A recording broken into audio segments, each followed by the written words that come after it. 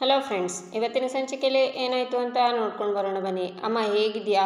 ಅನ್ನಪೂರ್ಣವರೇ ಚೆನ್ನಾಗಿದ್ದೀರಾ ಅಂತಾರೆ ಜೆ.ಪಿ. ನಾನು ಚೆನ್ನಾಗಿದ್ದೇನೆ. ನಮ್ಮ ಭಾರ್ಗವಿ ನಿಮ್ಮನ್ನು ಕಾಪಾಡಿಕೊಂಡು ಕರ್ಕೊಂಡು ಬರ್ತಾಳೆ ಅಂತ ನನಗೆ ನಂಬಿಕೆ ಇತ್ತು ಅಂತಾರೆ ಪೂರ್ಣಿಮಾ. ಕತ್ತಿ ಹಿಡಿದು ಅದನ್ನು ಹೂವಿನ ಹಾರ ಅಂತ ಹೇಳಿದ್ರೆ ಅದು ಸುವಾಸನೆ ಬೀರೋಕ್ಕೆ ಸಾಧ್ಯನೇ ಹೇಳಿ? ಅದರ ಬದಲಿಗೆ ನಮ್ಮ ಕೈ ಗಾಯ ಆಗುತ್ತಷ್ಟೇ. ಅದಕ್ಕೆ ದುಷ್ಟರ ಸಂಹಾರಕ್ಕೆ ಹಿಂಸೆಯ ಮಾರ್ಗಕ್ಕಿಂತ ವಿವೇಕದ ಮಾರ್ಗನೇ ಲೇಸು. ಭಾರ್ಗವಿ, ನೀನು ನಿನ್ನ ಬುದ್ಧಿವಂತಿಕೆಯನ್ನು ಉಪಯೋಗಿಸಿ ನನ್ನ ಮಗನ್ನ ಬಿಡಿಸ್ಕೊಂಡು ಬಂದಿದ್ಯಾ. ನನ್ನ ಮಗನ್ನ ನನಗೆ ವಾಪಸ್ ಕೊಟ್ಟಿದ್ಯಾ. ಈ ಋಣನ ನಾನು ಹೇಗೆ ತೀರಿಸಬೇಕು ನನಗೆ ಗೊತ್ತಾಗ್ತಿಲ್ಲಮ್ಮ ಅಂತ ಅಜ್ಜಿ ಕೈ ಮುಗಿತಾರೆ. ಅಜ್ಜಿ, ಏನು ನೀವು ಮಾವ, ಇವತ್ತು ನೀವು ಇಷ್ಟೊಂದು ದೊಡ್ಡ ದೊಡ್ಡ ಮಾತಾಡ್ತಿದ್ದೀರಾ. ಅಜ್ಜಿ, ಇದು ನನ್ನ ಕುಟುಂಬ. ರಾಜ ಇಲ್ಲದೆ ಇರೋ ಅರಮನೆ, ಮಾವ ಇಲ್ಲದೆ ಇರೋ ಈ ಮನೆ ಎರಡೂ ಒಂದೇ. ಅವರಿಲ್ಲದೆ ನಮ್ಮ ಕುಟುಂಬಕ್ಕೆ, ನಮ್ಮ ಮನೆಗೆ ಅರ್ಥನೇ ಇಲ್ಲ ಅಂತಾಳೆ ಭಾರ್ಗವಿ. ಹಲೋ ಲೇಡೀಸ್, ಇದು ಹ್ಯಾಪಿ ಮೂಮೆಂಟ್ಸ್. ಯಾಕ್ರಿ ಎಲ್ಲ ಕಡೆ ಕಣ್ಣೀರು ಹಾಕ್ತೀರಾ ಅಂತಾನೆ ಅರ್ಜುನ್. ಇದು ಕಣ್ಣೀರಲ್ಲ ಕಣೋ, ಆನಂದ ಬಾಷ್ಪ ಅಂತಾರೆ ಶಕುಂತಲಾ.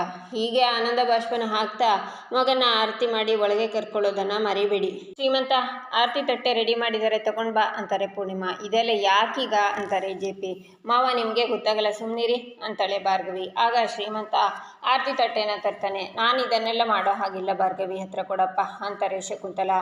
ಯಾಕೆ ಮಾಡಬಾರ್ದು ಅಂತಾಳೆ ಭಾರ್ಗವಿ. ಅಲ್ಲಮ್ಮ, ನಾನು ಈ ಶುಭ ಕಾರ್ಯಗಳನ್ನೆಲ್ಲ ಮಾಡಬಾರ್ದು, ಇದೆಲ್ಲ ಶಾಸ್ತ್ರ ಸಂಪ್ರದಾಯಗಳು ಅಂತಾರೆ ಶಕುಂತಲಾ. ಇದೆಲ್ಲ ಶಾಸ್ತ್ರ ಸಂಪ್ರದಾಯ ಅಂತ ಯಾರು ಹೇಳಿದ್ದು ಅಂತಾಳೆ ಭಾರ್ಗವಿ. ಅಲ್ಲಮ್ಮ, ನೋಡಿದವರು ಅಂತಾರೆ ಶಕುಂತಲಾ. ಅಲ್ಲಮ್ಮ, ನೀವು ಯಾವ ಸಮಾಜದ ಬಗ್ಗೆ ಮಾತಾಡ್ತಿದ್ದೀರಾ? ಹೆಣ್ಣನ್ನು ಶಕ್ತಿ ರೂಪ ಅಂತೀವಿ. ಅಷ್ಟಕ್ಕೂ ಈ ಅರಿಶಿನ ಕುಂಕುಮ ಹೂವು ಬಳೆ ಇದನ್ನೆಲ್ಲ ಹೆಣ್ಣು ಹುಡ್ತಾನೆ ತಗೊಂಡು ಬಂದಿದ್ದು. ಇದನ್ನು ನಮ್ಮಿಂದ ಯಾರು ಕಿತ್ಕೊಳ್ಳೋಕ್ಕೂ ಆಗಲ್ಲ, ಕಿತ್ಕೊಳ್ಳೋ ಹಕ್ಕೂ ಇಲ್ಲ. ಇದೆಲ್ಲ ಮೂಢನಂಬಿಕೆ ಅಜ್ಜಿ.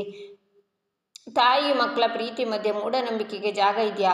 ಮಾವನ್ನ ಹೆತ್ತವರು ನೀವು, ನಿಮಗಿಂತ ಮಾವಂಗೆ ಒಳ್ಳೇದು ಬಯಸೋದಕ್ಕೆ ಬೇರೆ ಯಾರಿದ್ದಾರೆ ಹೇಳಿ? ಈ ಆರತಿನ ನೀವು ಮಾಡಿದ್ರೇ ಮಾವಂಗೆ ಶ್ರೇಯಸ್ಸು. ದಯವಿಟ್ಟು ಆರತಿ ಮಾಡಿ ಅಜ್ಜಿ ಅಂತಾಳೆ ಭಾರ್ಗವಿ. ಅಮ್ಮ, ನೀನೇ ಆರತಿ ಮಾಡು ಅಂತಾರೆ ಜೆ.ಪಿ. ಶಕುಂತಲಾ ಆರತಿನ ಹಿಡ್ಕೊಂಡು ಅನ್ನಪೂರ್ಣವರೇ ನೀವು ಬನ್ನಿ ಅಂತಾರೆ. ಇಬ್ಬರು ಸೇರಿ ಜೆ.ಪಿಗೆ ಆರತಿನ ಮಾಡ್ತಾರೆ. ಅಮ್ಮ, ಆರತಿ ನನಗೆ ಮಾತ್ರ ಅಲ್ಲ, ನನ್ನ ಮಗ ಸೊಸೆಗೂ ಮಾಡಬೇಕು ಅಂತಾರೆ ಜೆ.ಪಿ. ಅಯ್ಯೋ ಮಾವ, ನೀವು ಈ ಮನೆಗೆ ಕಲಶ ಇದ್ದ ಹಾಗೆ, ತಲೆಗೆ ಮಾಡೋ ಅಭಿಷೇಕ ಕಾಲ್ವರೆಗೂ ತಲುಪುತ್ತೆ ಅಂತಾಳೆ ಭಾರ್ಗವಿ. ಅಂದರೆ ಡ್ಯಾಡ್ಗೆ ಮಾಡೋ ಆರತಿ ನಮ್ಮೆಲ್ರಿಗೂ ತಲುಪುತ್ತೆ ಅಂತಾನೆ ಅರ್ಜುನ್. ನೀವು ಕೋರ್ಟಲ್ಲಿ ಅಷ್ಟೇ ನಾ ಮಾತಾಡೋದು, ಎಲ್ಲನೂ ಅರ್ಥ ಮಾಡ್ಸೋಕ್ಕೆ ಭಾರ್ಗವಿ LLBನೇ ಬೇಕಾ ಅಂತಾಳೆ ಭಾರ್ಗವಿ. ದಡ್ಡ ಅಂತಾನೆ ಶ್ರೀಮಂತ. ದಡ್ಡ ಅಲ್ಲ ಮಾವ, ನನ್ನ ಹೆಂಡತಿ ಬುದ್ಧಿವಂತಿನೇ ಅಲ್ವಾ ಅಂತ ಟೆಸ್ಟ್ ಮಾಡಿದೆ ಅಷ್ಟೇ ಅಂತಾನೆ ಅರ್ಜುನ್. ಎಲ್ಲರೂ ನಗ್ತಾರೆ. ಮಾವ ಬನ್ನಿ ಅಂತಾಳೆ ಭಾರ್ಗವಿ. ಜೆ.ಪಿ ಮನೆಯೊಳಗೆ ಹೋಗ್ತಾರೆ. ಎಲ್ಲರೂ ಅವ್ರ ಹಿಂದೆನೇ ಹೋಗ್ತಾರೆ. ಈಚೆ ಪೂರ್ಣಿಮಾ ಆರತಿ ಮಾಡಿರೋ ನೀರನ್ನು ಆಚೆ ನೋಡ್ತಾ ಬಿಸಾಕ್ತಾರೆ. ಅದು ಬೃಂದ ತಲೆ ಮೇಲೆ ಬೀಳುತ್ತೆ. ಸಿಟ್ಟಿಂದ ಬೃಂದ ನೋಡ್ತಾಳೆ. ಈಚೆ ಜಗನ್ ಕಾರನ್ನು ನಿಲ್ಲಿಸಿ ಇಳ್ಕೊಂಡು ಟೆನ್ಷನಲ್ಲಿ ನಿಂತ್ಕೋತಾರೆ. ಸಾಕ್ಷಿನೂ ಕೆಳಗಿಳಿದು, ಜಗನ್, ಕಾರ್ಯಕ್ಕೆ ಇಲ್ಲಿ ನಿಲ್ಲಿಸಿದ್ರಿ, ಏನು ಯೋಚನೆ ಮಾಡ್ತಿದ್ದೀರಾ ಅಂತಾಳೆ. ಜೆ.ಪಿ ಅಂತಾರೆ ಜಗನ್. ಅವ್ರು ಇನ್ನು ಸ್ವಲ್ಪ ದಿನದಲ್ಲೇ ಪರ್ಮನೆಂಟಾಗಿ ಜೈಲು ಪಾಲಾಗ್ತಾರೆ, ಅವ್ರ ಬಗ್ಗೆ ಯೋಚನೆ ಮಾಡ್ತಿದ್ದೀರಲ್ಲ ನೀವು, ಒಳ್ಳೆ ಅಂತ ನಗ್ತಾಳೆ ಸಾಕ್ಷಿ. ಜೆ.ಪಿ ನಿರಪರಾಧಿ ಅಂತ ಕೋರ್ಟಲ್ಲಿ ಪ್ರೂವ್ ಆಗೋಯ್ತು ಸಾಕ್ಷಿ ಅಂತಾರೆ ಜಗನ್. ಏನು ಹೇಳ್ತಿದ್ದೀರಾ ಜಗನ್? ಭಾರ್ಗವಿ ಭಾವನ ಕಾಪಾಡಿಬಿಟ್ಲಾ? ಅಷ್ಟೊಂದು ಕಷ್ಟಪಟ್ಟು ಪ್ರಪಾತಕ್ಕೆ ನೂಕಿದ್ರೂ ಆಕಾಶದ ಎತ್ತರಕ್ಕೆ ಬೆಳೆದು ನಿಂತ್ಬಿಟ್ಲ. ಬೀದಿಗೆ ಬಿದ್ದರೂ ಹೋರಾಟ ಬಿಡಲಿಲ್ಲ ಅವಳು. ಕಡೆಗೂ ಭಾವನ ಕಾಪಾಡೇ ಬಿಟ್ಲಲ್ಲ ಅಂತಾಳೆ ಸಾಕ್ಷಿ. ಸುಮ್ಮನೆ ಇರ್ತೀಯಾ? ಮೊದಲೇ ತಲೆ ಕೆಟ್ಟೋಗಿದೆ. ಅವಳನ್ನು ಹೋಗಲಿ, ಇನ್ನಷ್ಟು ಕೋಪ ಬರೆಸ್ಬೇಡ ಅಂತಾರೆ ಜಗನ್. ಇನ್ನೇನು ಹೇಳೋದು ಜಗನ್? ಭಾವ ಜೈಲಿಗೆ ಹೋದರೆ ಸಾಕು, ಎಲ್ಲ ನಾವು ಹೇಳಿದ ಹಾಗೆ ಆಗುತ್ತೆ ಅಂತ ಹೇಳಿದ್ರಿ. ಈಗ ನಮ್ಮ ಪ್ಲ್ಯಾನ್ ಎಲ್ಲ ಉಲ್ಟಾ ಹೊಡಿತಿದೆ. ಕೇಸ್ ಮುಗಿದ ಮೇಲೆ ನೆಕ್ಸ್ಟ್ ಟಾರ್ಗೆಟ್ ನಾವೇ. ಅಂದರೆ ಆಸ್ತಿ ನಮ್ಮ ಕೈ ತಪ್ಪು ಹೋಗುತ್ತಾ ಅಂತಾಳೆ ಸಾಕ್ಷಿ. ಇದಕ್ಕೋಸ್ಕರನೇ ಎಲ್ಲರ ಹತ್ರ ಸೈನ್ ತಗೊಂಡಿದ್ದು. ಕಾನೂನು ಪ್ರಕಾರ ಎಲ್ಲ ನಮ್ಮ ಕಡೆ ಸರಿಯಾಗೇ ಇದೆ. ಆ ಭಾರ್ಗವಿ ನಮ್ಮನ್ನು ಏನು ಮಾಡ್ಕೊಳ್ಳೋಕ್ಕಾಗಲ್ಲ ಅಂತಾರೆ ಜಗನ್. ಮತ್ತೆ ತಲೆ ಕೆಡಿಸ್ಕೊಂಡಿದ್ದೀರಾ ಅಂತಾಳೆ ಸಾಕ್ಷಿ. ಜೆ.ಪಿ ವಿರುದ್ಧ ಅಷ್ಟೆಲ್ಲ ಸಾಕ್ಷಿ ಇದ್ದರೂ ಹೇಗೆ ಬಿಟ್ಟರೋ ಗೊತ್ತಾಗ್ತಿಲ್ಲ ಸಾಕ್ಷಿ. ನಾಳೆ ನಾನು ಅದೇ ಕೋರ್ಟಲ್ಲಿ ಅದೇ ಭಾರ್ಗವಿ ಮುಂದೆ ನಿಲ್ಲಬೇಕಾಗುತ್ತಲ್ವಾ? ಆ ಗಂಗಾ ಹಾಕಿರೋ ಚಕ್ರವ್ಯೂಹನೇ ದಾಟಿ ಜೆ.ಪಿನ ಕಾಪಾಡಿದಾಳೆ ಅಂದರೆ ನಾಳೆ ನಮ್ಮ ಕೇಸಲ್ಲೂ ಇದೇ ರಿಪೀಟ್ ಆಗೋದಕ್ಕೆ ಅವಕಾಶ ಕೊಡಬಾರ್ದು ಅಂತಾರೆ ಜಗನ್. ಭಾವ ವಾಪಸ್ ಬಂದ ಮೇಲೆ ಎಲ್ಲ ಬ್ಯಾಂಕ್ ಅಕೌಂಟ್ ಕೂಡ ಅವರಿಗೆ ವಾಪಸ್ ಸಿಗುತ್ತಲ್ವಾ? ದುಡ್ಡಿಲ್ಲದೆ ಇರುವಾಗಲೇ ಇಷ್ಟೊಂದು ಹಾರಾಡ್ತಿದ್ದವರು ಇನ್ನೂ ದುಡ್ಡು ಬಂದ ಮೇಲೆ ಸುಮ್ಮನೆ ಇರ್ತಾರಾ? ಆ ಭಾರ್ಗವಿ ಮನೆಗೆ ಬಂದ ಆಡಿದ ಮಾತುಗಳು ನೆನಪಿಲ್ವಾ? ಅವಳು ಓನರ್ ಅಂತೆ, ನಾವು ಕೆಲಸದವ್ರಂತೆ. ಒಂದು ವೇಳೆ ಅವಳು ಹೇಳಿದ ಹಾಗೆ ಮನೆಗೆ ವಾಪಸ್ ಬಂದುಬಿಟ್ರೆ ಇವತ್ತು ಅವರಿರೋ ಬೀದಿಲಿ ನಾಳೆ ನಾವಿರಬೇಕಾಗುತ್ತೆ ಅಂತಾಳೆ ಸಾಕ್ಷಿ. ಹಾಗಾಗೋದಕ್ಕೆ ನಾನು ಬಿಟ್ಬಿಡ್ತೀನಿ ಸಾಕ್ಷಿ, ಸ್ವಲ್ಪ ಸಮಾಧಾನವಾಗಿರು ಅಂತಾರೆ ಜಗನ್. ಬರೀ ಮಾತಾಡಿದರೆ ಉಪಯೋಗ ಇಲ್ಲ ಜಗನ್, ಆ ಭಾರ್ಗವಿನ ತಡೆಯೋರು ಹೇಗೆ ಅಂತ ಯೋಚನೆ ಮಾಡಿ ಅಂತಾಳೆ ಸಾಕ್ಷಿ. ಅವ್ರ ಕಾಟಕ್ಕಿಂತ ಇವಳು ಕಾಟನೇ ಜಾಸ್ತಿಯಾಗಿ ಹೋಗಿದೆ ಅಂತ ಗುಣುಗ್ತಾರೆ ಜಗನ್. ಏನಂದ್ರಿ ಅಂತಾಳೆ ಸಾಕ್ಷಿ. ಎಲ್ಲದಕ್ಕೂ ಒಂದು ದಾರಿ ಹುಡುಕ್ತೀನಿ, ಸ್ವಲ್ಪ ಸಮಾಧಾನವಾಗಿರು ಅಂದೆ ಅಂತಾನೆ ಜಗನ್. ಈಚೆ ರವೀಂದ್ರ ಫೋಟೋನ JP ಗೋಡೆ ಹಾಕಿರೋದನ್ನು ನೋಡ್ತಾರೆ. ಎಲ್ಲರೂ ನೋಡ್ತಾರೆ. JP ನೀನು ಹೇಳಿದ ಹಾಗೆ ರವೀಂದ್ರನ ಫೋಟೋನ ತರಿಸಿದ್ದೀನಿ ಅಂತಾರೆ ಶಕುಂತಲಾ. ಇವತ್ತು ಇವ್ರು ಬದುಕಿದ್ದಿದ್ರೆ ಅದೆಷ್ಟು ಸಂತೋಷ ಪಡ್ತಿದ್ರೋ ಏನೋ ಅಂತಾರೆ ಪೂರ್ಣಿಮಾ. ರವಿ ಎಲ್ಲೂ ಹೋಗಿಲ್ಲ ಅನ್ನಪೂರ್ಣ ಅವರೇ, ಭಾರ್ಗವಿ ರೂಪದಲ್ಲಿ ನಮ್ಮ ಜೊತೆನೇ ಇದ್ದಾನೆ. ಇವತ್ತು ನಾನು ಬದುಕಿ ನಿಮ್ಮ ಮುಂದೆ ನಿಂತಿದ್ದೀನಿ ಅಂತಂದರೆ ಅದಕ್ಕೆ ರವಿ ಮತ್ತು ಭಾರ್ಗವಿನೇ ಕಾರಣ. ಅವನು ಕೊಟ್ಟ ಒಂದು ಸುಳಿವಿಂದ ನಮ್ಮ ಕೇಸ್ಗೆ ಒಂದು ದೊಡ್ಡ ತಿರುವು ಬಂತು, ಸತ್ಯ ಸಾಬೀತಾಯಿತು ಅಂತಾರೆ JP. ಶ್ರೇಷ್ಠ ವ್ಯಕ್ತಿಗಳಿಗೆ ಅವ್ರ ಚಿಂತನೆ ಆದರ್ಶಗಳಿಗೆ ಯಾವತ್ತೂ ಸಾವಿಲ್ಲ ಅನ್ನೋದಕ್ಕೆ ಇದೇ ಉದಾಹರಣೆ ಕಣೆ ಅಂತಾರೆ ಶಕುಂತಲಾ. ಹೌದು ಶಕು, ಆ ಗಂಗಾ ಅನ್ನೋ ಪಾಪಿ ಜೈಲಿಗೆ ಹೋಗೋದ್ರ ಮೂಲಕ ಅದೆಷ್ಟು ಮಕ್ಕಳ ಜೀವ ಉಳಿತು. ಮರುಜನ್ಮ ಸಿಕ್ಕಿ ಆಚೆ ಬಂದಿರೋ ಮಕ್ಕಳಲ್ಲಿ ಮಾವ ಜೀವಂತವಾಗಿದ್ದಾರೆ ಅಂತಾನೆ ಅರ್ಜುನ್. ರವಿ ಒಬ್ಬ ವ್ಯಕ್ತಿ ಮಾತ್ರ ಅಲ್ಲ, ಅವನು ಒಬ್ಬ ಶಕ್ತಿ. ಪಾಪ ನನ್ನನ್ನು ಸರಿಪಡಿಸ್ಬೇಕು, ತಿದ್ದಬೇಕು ಅಂತ ಎಷ್ಟೆಲ್ಲ ಕಷ್ಟಪಟ್ಟ, ಆದರೆ ನಾನು ಅವನ ಮಾತನ್ನು ಕೇಳಲೇ ಇಲ್ಲ. I wish I listen to him. ನಾನು ಆಗಲೇ ಬದಲಾಗಿದ್ದಿದ್ರೆ ನಾವೆಲ್ಲ ಈ ಸ್ಥಿತಿಗೆ ಬರಬೇಕಾಗ್ತಿರ್ಲಿಲ್ಲ. ಗೊತ್ತಿದ್ದೋ ಗೊತ್ತಿಲ್ಲದೇನೋ ರವಿ ತನ್ನ ಜೀವ ಕೊಟ್ಟು ನನ್ನನ್ನು ಕಾಪಾಡ್ದ, ನನ್ನ ಪಾಲಿಗೆ ದೇವರಾಗ್ಬಿಟ್ಟ ಅಂತಾರೆ JP. ಇವತ್ತು ನಿಮ್ಮ ಮತ್ತು ಮಾವನ ಹೆಸರ ಮೇಲಿರೋ ಕಳಂಕ ಹೋಯ್ತು ಡ್ಯಾಡ್.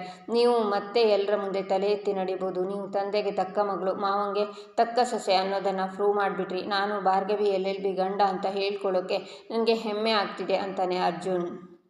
ಅವರಿದ್ದಾಗಲ್ಲ ಅಷ್ಟೇ ನಮಗೆ ಎಷ್ಟೇ ಕಷ್ಟ ಬಂದಿದ್ರು ಯಾರನ್ನು ಅವ್ರು ಕೀಳಾಗಿ ಕಂಡವರಲ್ಲ. ನಮಗೆ ಎಷ್ಟೇ ಕಷ್ಟ ಇದ್ದರೂ ಸರಿ, ಯಾವಾಗಲೂ ಈ ಮನೆ ಸುಖ ಸಂತೋಷ ನೆಮ್ಮದಿನೇ ಬಯಸ್ತಿದ್ರು. ಇವತ್ತು ನಿಮ್ಮೆಲ್ಲರ ನಡುವೆ ಇರೋ ಸುಖ ಖುಷಿ ನೆಮ್ಮದಿಯಲ್ಲಿ ಇವರು ಇದ್ದಾರೆ ಅಂತ ನನಗನ್ನಿಸ್ತಿದೆ. ನಮ್ಮ ಭಾರ್ಗವಿ ಅವಳ ತಂದೆ ಹೆಸರನ್ನು ಉಳಿಸ್ಬಿಟ್ಲು ಅಂತಾರೆ ಪೂರ್ಣಿಮಾ. ಈಚೆ ಬೃಂದ ಬರ್ತಾ ಇರ್ತಾಳೆ. ಆಗ ಚರಣ್ ಬಂದು ಬೃಂದ ಅಂತಾನೆ. ಚರಣ್ ಎಲ್ಲಿದ್ದೆ? ನಾನು ನಿನ್ನನ್ನೇ ಹುಡುಕ್ತಿದ್ದೆ ಅಂತಾಳೆ ಬೃಂದ. ನಾನು ಅಷ್ಟೇ ನಿನ್ನನ್ನೇ ಹುಡುಕ್ತಿದ್ದೆ ಬೃಂದ. ಕೋರ್ಟಲ್ಲಿ ಏನಾಯಿತು ಅಂತ ನೋಡಿದ್ಯಾ? ಇದೆಲ್ಲ ಆಗಿದ್ದು ನಿನ್ನಿಂದಾನೆ ಅಂತಾನೆ ಚರಣ್. ಅಯ್ಯೋ ದೇವ್ರೆ, ನಾನೇನಾದರೂ ಆ ಗಂಗಾಗೆ ಹೆಲ್ಪ್ ಮಾಡಿರೋದು ಗೊತ್ತಾಯ್ತಾ? ಅಯ್ಯೋ ಏನು ಮಾಡೋದು ಇವಾಗ ಅಂತ ಬೃಂದ ಯೋಚನೆ ಮಾಡ್ತಾಳೆ. ನನ್ನ ಕಸದ ತರಹ ಎಸ್ತೋಗಿದ್ಲಲ್ಲ ಗಾಯತ್ರಿ ದೇವಿ, ಅವಳು ನಮ್ಮ ಜೀವನದಲ್ಲಿ ಬಂದ ಮೇಲೆ ಇಷ್ಟೆಲ್ಲ ಆಗಿದ್ದು ಅಂತಾನೆ ಚರಣ್. ಇದರಲ್ಲಿ ನನ್ನ ತಪ್ಪೇನೂ ಇಲ್ಲ. ನಿನಗೆ ತಾಯಿ ಪ್ರೀತಿ ಸಿಗಲಿ ಅಂತ ಬೃಂದ ಹೇಳುವಾಗ ಅಮ್ಮ ಹಾಗೆ ಅನ್ಸ್ಕೊಳ್ಳೋ ಯೋಗ್ಯತೆ ಇಲ್ಲ ಅವಳಿಗೆ.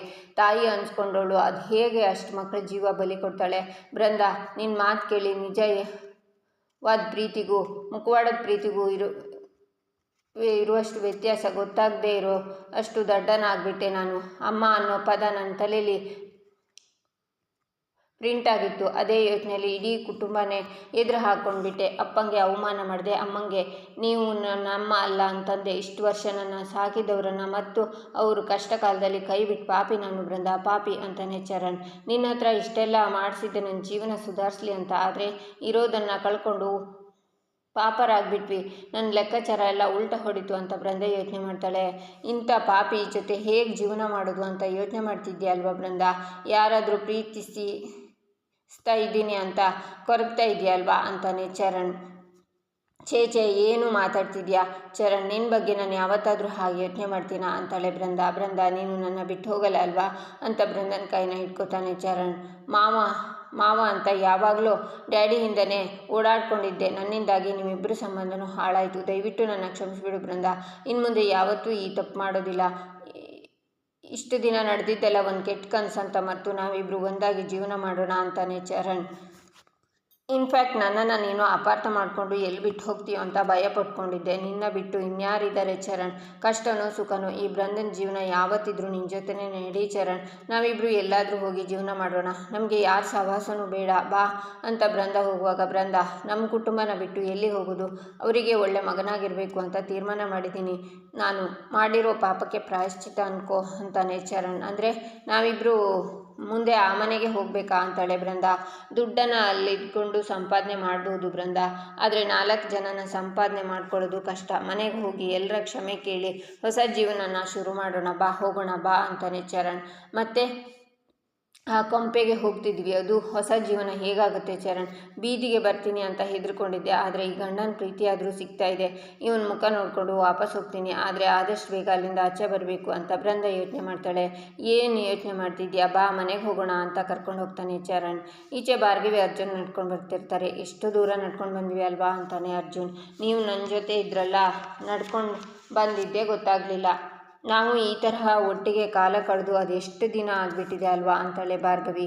ಇವಾಗ ಮನೆಯವರೆಲ್ಲ ಸಮಾಧಾನವಾಗಿದ್ದಾರೆ ಭಾರ್ಗವಿ. ಡ್ಯಾಡ್ ಮನೆಗೆ ಬಂದಿರೋದ್ರಿಂದ ಕಷ್ಟ ಎಲ್ಲ ಕಳೆದು ಹೋಯಿತು ಅನ್ನಿಸ್ತಾ ಇದೆ. ಇದೆಲ್ಲ ಸಾಧ್ಯ ಆಗಿದ್ದು ನಿಮ್ಮಿಂದ ಅಂತಾನೆ ಅರ್ಜುನ್. ಇದೆಲ್ಲ ಆಗಿದ್ದು ನಮ್ಮಿಬ್ಬರಿಂದ. ನಾನು ನಿಮಗೆ ಥ್ಯಾಂಕ್ಸ್ ಹೇಳಬೇಕು ಅಂತಾಳೆ ಭಾರ್ಗವಿ. ಇದು ನನ್ನ ಕರ್ತವ್ಯ. ನಿಮ್ಮಿಂದಾಗಿ ಡ್ಯಾಡ್ ಮತ್ತು ಮಾವ ಒಳ್ಳೆ ವ್ಯಕ್ತಿಗಳು ಅಂತ ಅರ್ಥ ಆಯಿತು ಅಂತಾನೆ ಅರ್ಜುನ್. ಅಯ್ಯೋ ಪಾರ್ಥ, ಕೇಸು ಅಂತ ನಿಮ್ಮ ಮನಸ್ಸಿಗೆ ತುಂಬ ನೋವು ಕೊಟ್ಬಿಟ್ಟೆ ನಾನು. ನನ್ನ ದಯವಿಟ್ಟು ಕ್ಷಮಿಸ್ಬಿಡಿ ಅಂತಾಳೆ ಭಾರ್ಗವಿ.